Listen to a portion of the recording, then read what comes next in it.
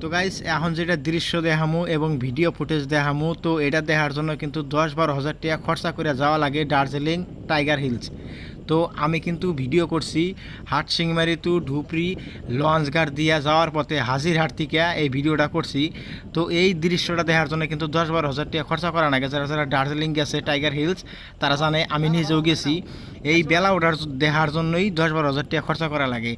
আর এই বেলা ওঠা দেখলাম আমরা ফ্রিতে হাটসিংমারি টু ধুপরি লঞ্চের নদীতে, মানে নদীর থেকে যখন বেলা উঠে সকালবেলা আমাদের এই জায়গায় থেকে লঞ্চ ছাড়ে 5:30টায়।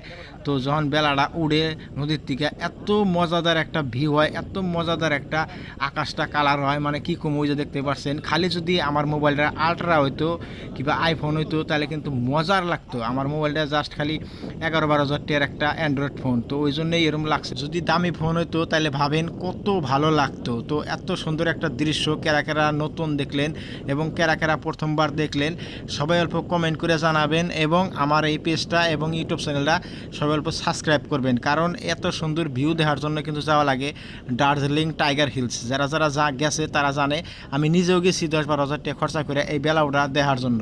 তো সবাই ভালো থাকবেন, সুস্থ থাকবেন।